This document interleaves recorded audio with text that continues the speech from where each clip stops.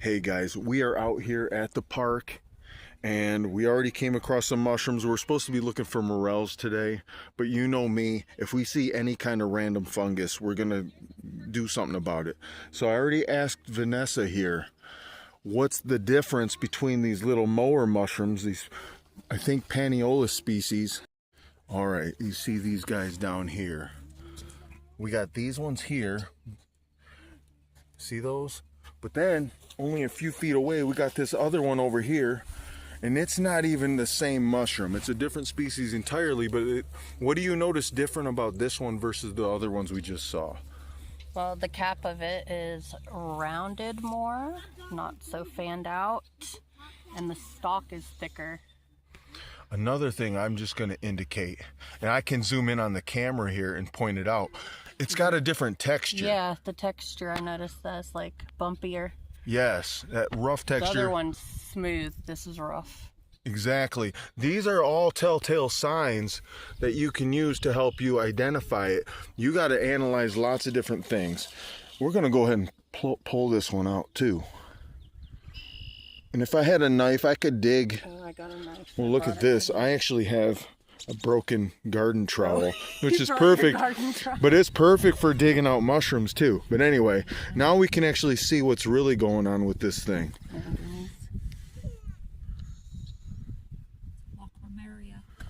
Say that again. Lacrymaria? Lacrymaria. See, Stella here knows, she knows way more about this stuff than I do. I'm just playing around. I'm cosplaying as a mushroom hunter. Mr. Jeff, the mountain legend, with a story that has no end. Mushroom hunter, bear defeater, wore boots that seen more miles than you. Hey guys, it's Mr. Jeff. Welcome back to another video. I'm out here in beautiful middle of nowhere, PA. Tell me that is not picturesque back there. It's just amazing. Anyway, in this video, we're just going to show clips and highlights of our foray I had hosted over at Twin Lakes. Took some folks through the woods for a few hours. We were looking for morels primarily. Did we find a single morel? No. Did we find some other cool goodies and mushrooms? Yes. You got to stay tuned through this video. Meet me at the end of the video. Leave a comment. Hit that like button now. Get the algorithm going. We only moved a few more feet and we came across another one. It was stuck. Well, you know what? These are some of the most delicate mushrooms you're ever gonna find out in the wild. I barely touched it, it broke off. This is we call them commonly inky caps, right? Oh, those are those ones with the. Look at that. So the cap is all. Yeah, this one was already starting to dissolve, or as you said, the correct term is deliquesce. They deliquesce. It's called deliquescence. And what they actually do is they absorb the ambient moisture in the air, and it causes their makeup, their bodies to dissolve. And it's some of the coolest looking things. If you've seen photos online of inky caps dripping, they're literally kind of melting as they drip. Special thank you to Peggy Schumann, who snapped this amazing shot of deliquescence in action on an inky cap. Is that not insane? That is awesome. All right, guys, we came across, it's like we're not even at the trail yet and we're finding all these mushrooms. So here, I'm gonna flip the camera around and let's see what we found. All right, what do we got here? Well, what did you think this was? A bolete of sorts? The top kind of was bolete-like. It is, but it's got this interesting indentation there. Yeah. Indentation, yeah. Before you pluck it, we're gonna get a in situ view of this coming right out of the ground. This side might be a good side to snap a view of, because you can kind of see under the cap a little here. I don't even know if my camera's looking at it. Oh, here. Let me move my hand. There it is. It definitely has gills. Yes. There we go. So it's not a bolete, but go ahead and pluck that. What are we looking at now? I am not sure what that is personally. And that little indentation in there Could have been something like a Laying stick on or it, yeah, laying on top of it when when it it was grew. growing. Hey, you're not supposed to know all these fun facts already. I don't even know how I knew that. I didn't have the camera rolling. Here we go. Now we're looking at a cross section of it. It looks hollow because of the different coloration, but I can't tell. Did we determine if that was hollow or not? I don't think it's hollow. Okay, it's just darker inside than the outer. And those gills, very delicate looking, almost see-through looking. A little translucent. Hey, stop with the big words. No, I'm just playing. Back in the thistle. Hat is official. Mush hunting wizard, all I need is a sigil. Alright guys, it's time for us to get in that trail. We've been lollygagging pre-trail long enough. Let's go in. Finally hit the horse trail entrance here and we already got something. Stella, you're the expert on all this weird stuff that's microscopic looking that I can't even identify. I can say this, that's a type of witch's butter, correct? It is. It is Exidia glandulosa. It is black witch's butter. It is a jelly fungus. Can be found frequently after the rain, which it has rained here recently. I see it's sharing an apartment with this other guy over at the end, and that's violet tooth polypore and doesn't even look like it. Yep, or tricaptum. I say biform, some say biforme.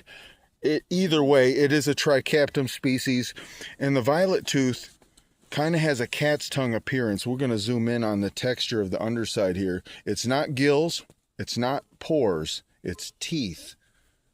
Let's see if I can get a focused zoom in. Oh, that's a great shot. See those little teeth on it?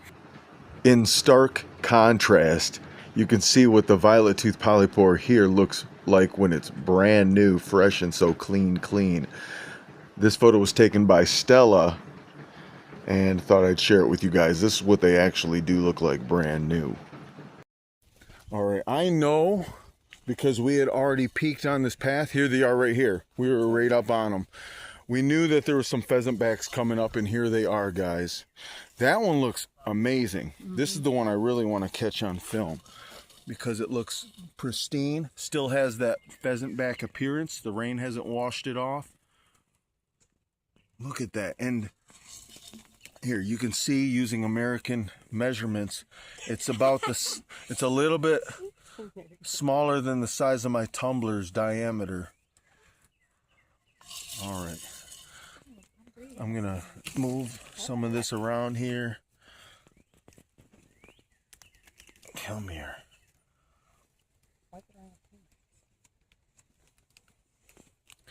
Oh man, so even though it's small, it might be more mature than I wanted. Meaning it's not going to be delicious. It'll be like chewing on leather.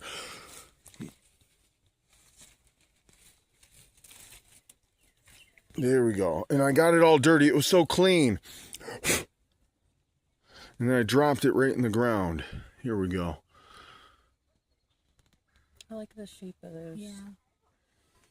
What's the fancy word? Dryad saddle? No, I mean for the Serioporus. No, I don't mean that. We'll get to that. Hold on. No, I mean the morphology. There's different science words for shapes, and for a mushroom that's kind of off-centered, that doesn't grow like a regular round cap, but grows offset, kind of like oyster mushrooms do. There's a name for that type of shape, and this is that shape, and I wish I knew what that word was. The term I was looking for is eccentric stipe. That's where the stipe is not directly in the center of the cap, but a little offset. Not completely to the far edge, to the side. That would be a lateral stipe. We're talking eccentric stipe. One thing to keep in mind is if you find one dryad saddle, look around. Check around the other sides of these logs because you're bound to find 2, 3, 4, 5 or more. Is it resupinate? Resupinate. That might be the word. Resupinate. Oh yeah, there's another right here. We found. Oh, there's a huge one on the side. All right, we're coming over because I know there's going to be more. Yeah, there we go. Whoops. Prickers, be careful. Roses. There's another one down there, guys, and in comparison, you can see that one's a little bit bigger than this guy. But as I can see the stem on it, it's probably the same age, probably grew at the same time as this one. And once again, once they get to the point where they're turning fan-shaped, they're kind of past the point of edibility or chewability. But I'm still going to rip this open. All right, I already have it ripped in half and then ripped again. But upon ripping it open, you get this distinct watermelon rind / cucumber odor. Some people even say that there's a snake. I'm going off topic here, but there's a snake in Pennsylvania that smells like this too. Copperhead. Copperheads are I'm told have a similar odor too. So I guess if you're in the woods and you smell a random watermelon rind odor, check for snakes and check for pheasant backs, guys. All right, we just came across another rando mushroom out here. This one, I'm 99% sure it's a Pluteus species, a deer mushroom. But to verify, I like to check other things. And this is where opportunity for identification and how I do it gets to be explained. We like to take lots of photos when we're trying to get help identifying these mushrooms. This one's kind of an easy one, but here, I'll break it down nonetheless. We like to take half a dozen photos from different angles, and the first one that you really want to capture is your in situ photo, which is capturing the mushroom in its environment. The totality, the soil, the surrounding objects, maybe the tree that's growing by it. But that helps you identify, because two lookalike species may grow in two different environments, and the environment could be the indicator for you to determine what it is.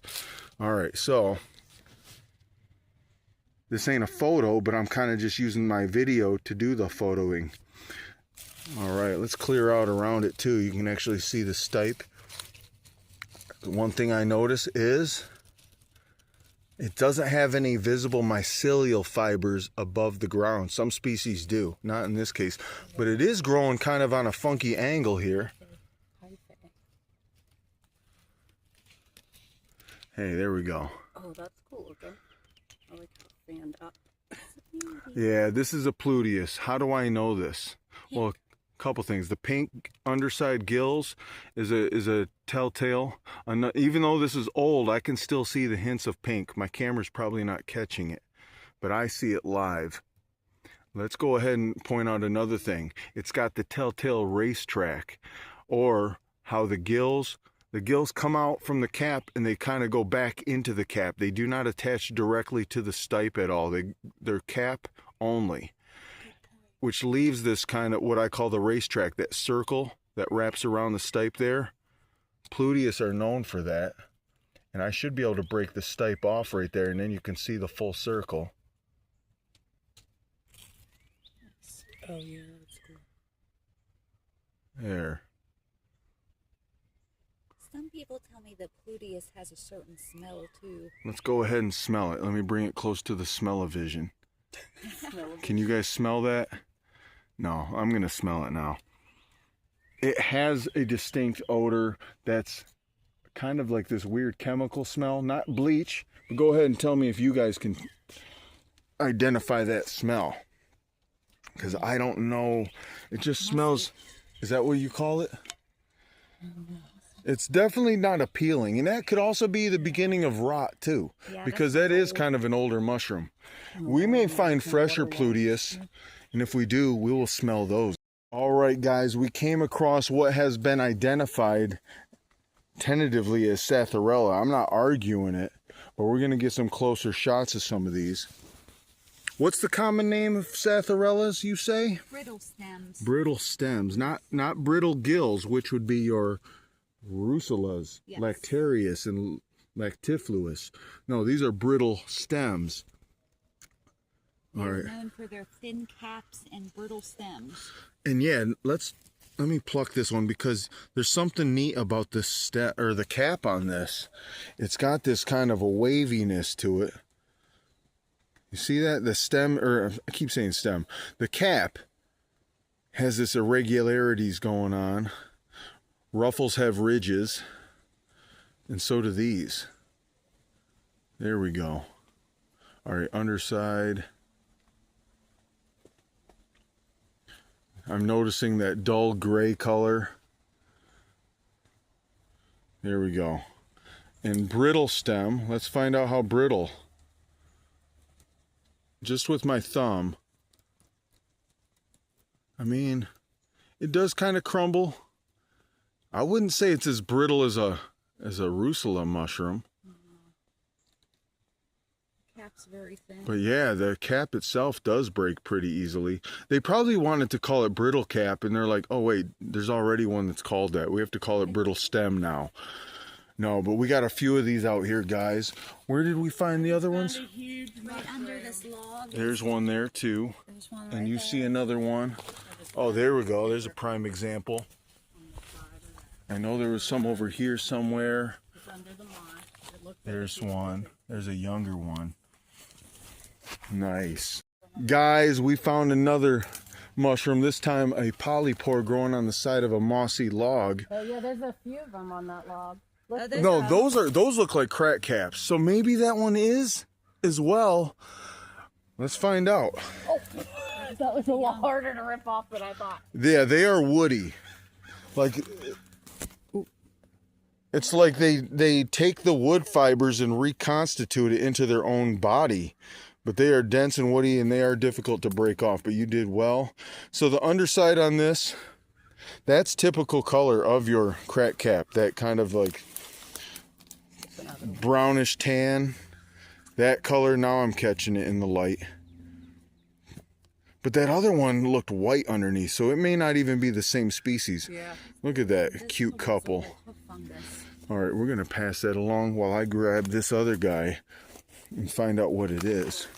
So this one, from a distance, I saw the underneath and it looks so nice and white. But upon further notice, I think this is a crack cap too. It's kind of got some different coloration, probably due to whatever green growth is coming on here on the underside. Let me knock it off real quick. All right, here we go. Oh yeah, so that was deceiving, and here's why. We had the illusion that it was white. Oh yeah, we were just looking. Yeah, when you change the angle of it, it gets this lighter appearance. Let's see if I can. It's going to be hard to do. Maybe if I do this way. There we go. So we saw it and it looked whitish. Now you can kind of see how the pore side looks whitish at the right angle. We saw it from this angle flipped around, but it was doing the same thing. But when you look at it directly on, you get the brown color. It's just a light effect from the way the pores are. The pores are tubes. And like fiber optic tubes, the light hits it at different angles, causing a different color effect in a sense.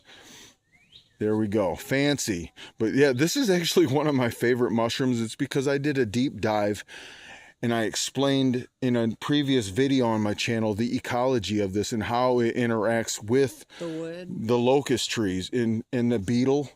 If you don't know which video I'm talking about, go look up my video on the crack cap polypore, guys. It's on my channel somewhere in the archives. Figured I'd help you all out. This is the video. Go find this video on my channel. I deep dive into the ecology of the crack cap polypore. All right. We got something. yes. I never seen this one before. All right. Generally, I'm not too acquainted with the tiny mushrooms, but I know this one. We got, oh, look at, man, it's very frilly. This is the split gill, also known in the Latin worlds as Schizophilum commune. Split gillies. Couple fun facts I'm going to throw at the camera here. As this mushroom is cultivated, they grow these, I think, on bags in Asia, but it is an edible mushroom. And secondly, the other fun fact is this mushroom has over 28,000 sex combinations that it can do or mate, so it's a freaky mushroom. All right, we almost killed a frog out here, or a toad. Let's get this guy too. This is just bonus footage, guys, for the deep diving fans. He's so calm, this one. Will you become a prince? Speaking of the deep diving fans that watch into my videos past 30 seconds, you guys are the real heroes of my channel. If you're still around and you haven't subscribed yet, now is a great time. Appreciate you guys for watching this. Now let's get back to hunting. Guys, check this out. The moment we've all been waiting for, or at least I have. We did not find a morel, but this is the first time I've ever seen an active species in Pennsylvania. This mushroom right here, this is Psilocybe ovoideocystidiata, aka aka ovoids as we call them. But this mushroom contains a compound called psilocybin. This is an older specimen. You can see the blue staining though from. Yep, when psilocybin is oxidized, I believe.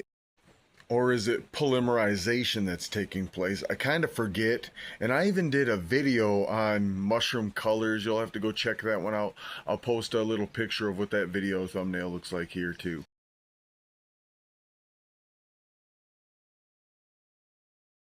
And just what we were looking for, some fresher examples. Let's see here, in the mulch here.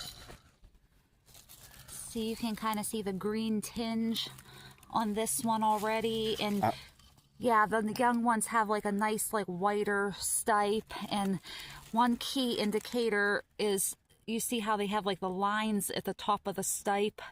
Let me zoom in. Hold that thought. I got to zoom in with my camera because what you're talking about requires closer inspection. There. Okay, go ahead. How they're kind of, the lines go from the stipe. They're not quite decurrent because the gill, that's not a gill right there. Right. But they're just lines. I just don't want to confuse people with the current gills. All right, man, this is amazing. See, they got the fuzzy little spikies at the bottom. It's really fun. Let me get a close shot of those too, because that's awesome telltale signs. And oh, you can even kind of see at the base there, contrasting the white and tan, you do see like the bluing. The blue. I want to get that bluing on I'm having a hard time because I'm zoomed in too far. Let me back up. Okay, there. Can you guys see a little bit of the bluish color toward the base there? Right, my big fat finger pointing at, I see a little hint of blue. Now, if we were to actually take one of these fresh ones and snap it or bruise it, are we going to witness it turn blue live in front of us, or is it going to take minutes to convert the color? What do we know about this? Let's find out. Let's do it right now live, because the camera ain't going to lie. This ain't AI footage, guys. This is the real deal here. Psilocybe ovoideocystidiata, and I just plucked this one. And we're going to do a test, all right? We're going to see how long will it take for this thing to get the blue. And it ain't going to go deep blue, guys, because it already has natural coloration of tan, right? So it's probably going to look more greenish blue, maybe a teal. All right, so I'm squeezing the cap with my thumb pretty good here, and I'm going to back off now and just watch to see if we get any coloration change. Will the gills change color? Yes, look at that. Yeah, it's already starting to kind of oxidize and get a darker color to it. You see that? You can see the line straight down. I'm going to do the same thing on the stem here, the stipe. I'm going to pinch it and I'm giving it a good squeeze. And then I'm going to back off and just see if we get any coloration going on. Mine's getting real dark now. Is it just from handling it, right? It's turning like a green almost. Back over to you. Yup, you can see just from her handling it, it's getting almost that green staining color going on. I'm coming back over to the one that I bruised. And although I'm not seeing super bluish color. Oh, I am on the cap though. Remember where I squeezed the cap, guys? Nice. Yeah. So that bruising there is also just a helpful indicator that this is an active species of mushroom. According to Alan Rockefeller, in a talk he did at Mycofest a few years back, he had claimed that we have 8 known active species of mushrooms in Pennsylvania. And by active, I'm specifically referring to mushrooms with psilocybin or psilocin, which are active compounds. Psychoactive is the word we're looking for, right, guys? Yes. There we go. So yeah, very cool finds. My goodness, I am thrilled to find these. I seen this, but I didn't point it out to the ladies yet because... Oh my God, look at that. Oh, you do see it. Man, I just saw it. yeah, you just saw it. I'm zooming in with the camera. Let's see if Stella sees it. That big thing, right? That's a Trametes. Let's go check it out. You see that down there, guys? That's way in the distance. I'm on zoom right now, zoomed in, but right way back there, some polypore growing. Check this out. We got up close. Look at the size of that beast. Look at that. And Bigger than my hand. we got another one. That is what she said, by the way. Check this out. Gabosa. That's Gabosa because it has oblong-shaped pores. Yes, look at that. Different. Is that There's something different. And then we got this guy right here. So let's zoom in close on these pores to see what we're looking at. Zoomy. There, okay. You see, no, now look at this up close. It's hard to tell, but when you look at it through the zoom, you see that's not normal pores. Okay, that That might is be a Gabosa. labyrinthine. Oh yeah, look. Wow, Like a that's maze. cool. The maze that you guys Yeah. were talking about. But this isn't Betulina, right? I think it's Gabosa because the Gabosa is the one that has the cool pores. So guys, this brings up another thing I want to mention. If you're watching at home, go back and check out my video that I did on pores versus gills and the different variations, because Trametes as a genus contains all your different variations within it, which tells me this cool fun fact that there's not much genetic difference between gills and pores. As a matter of fact, it doesn't take much. I did a video on it and I explained what's called touring patterns.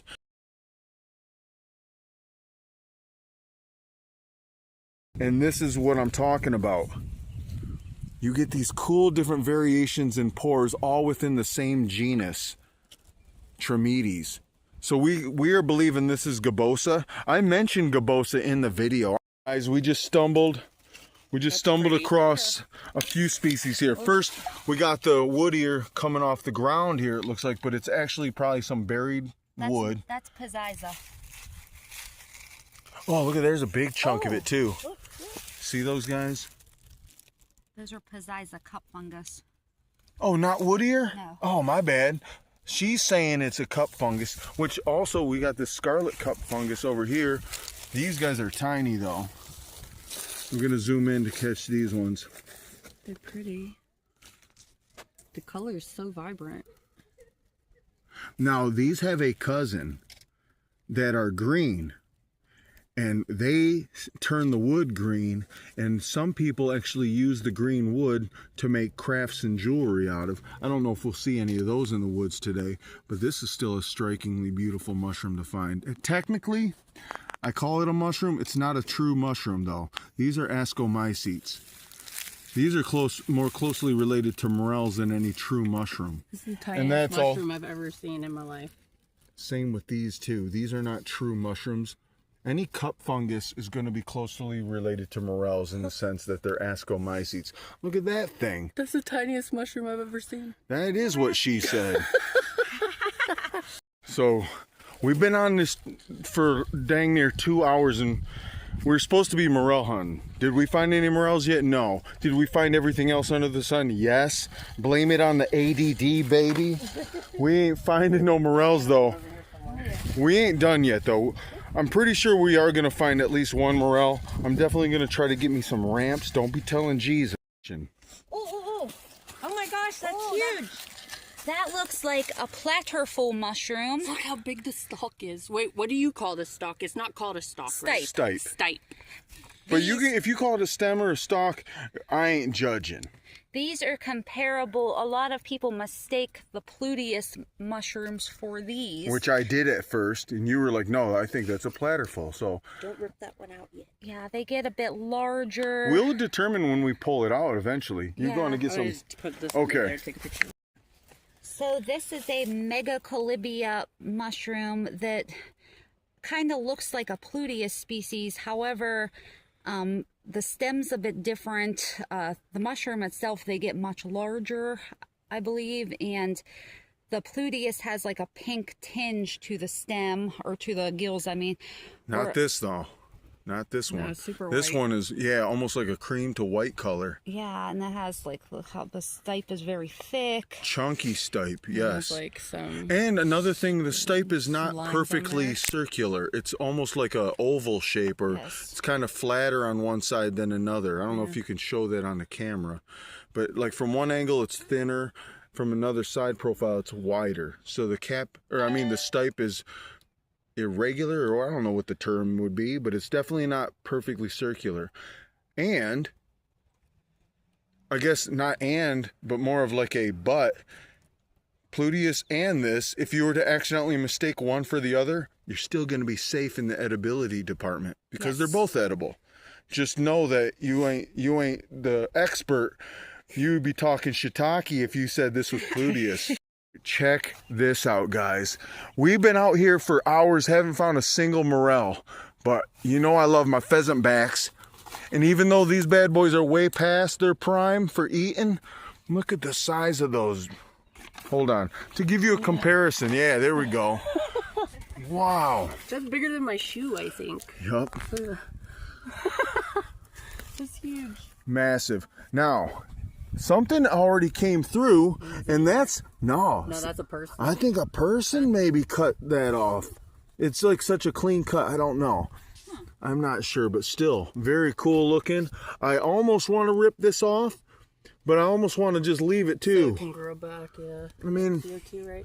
this log will probably produce for maybe even some more seasons to come. Someone probably did come through because it looks like, well, this looks like teeth marks. You know, maybe that was too. I mean, I don't know. I honestly don't know much of the ecology of this species and what animals munch on these. I figure deer might. I don't know. Someone has been because there's usually morels here and there isn't, so somebody's been getting them. I'm tapping that ass. We're gonna That on camera. I don't care. We're tapping the spores out to help it sporulate. So technically, I was tapping that bass, aka Basidiomycete. Basidiomycetes are your true mushrooms, like the pheasant back I was tapping. Now, if I was tapping on a morel or one of those cup fungi, then I could truly say that I was tapping that ass, short for ascomycete. Just had to specify for you guys. Guys, we just spent a few hours out in the woods, didn't find a single dang morel. We found a lot of other cool species. Of course, if you made it to the end of this video, you already know this. And you are the real awesome heroes of this channel because you do watch my videos to the end. Thank you very much. Hit the like button so we can get this out to more people. I want to see this channel grow like mushrooms do. I'm at like almost 1,700 subscribers. We want to get to 1 million this year. Just kidding. We'll be lucky to hit 2,000 this year. But nonetheless, appreciate you guys for watching. Thank you. So if you want to turn the camera over there, we got to shout you. Can I say your name on camera? I mean, this is a big time YouTube channel. Everybody's going to find out who you are. That's Stella. Woo! We also got Vanessa holding the camera at the moment. Much appreciated. But the mushrooms showed up and they showed out today. So even though we didn't find a single morel, we still had a blast. It was a fun time with a fun guy. Thank you for watching to the end. Stay past the end to catch a little pro tip on how to keep ticks off you from Stella. This is game changer stuff. But until next time, peace. Oh, check this out. I didn't know she did this. She went with the reverse duct tape and look at the ticks she caught. Man, that's genius level. Look at that, see? I didn't even think about that. I'm wearing double gear and I put the permethrin spray on my unders so I don't have to worry about ticks, but I already found a tick on my arm today. Spray. That's that Sawyer's. You know what I'm talking about? You can tell me after. But either way, that is amazing. She went with the reverse duct tape and it works, guys. Hey, pro tip there, little bonus.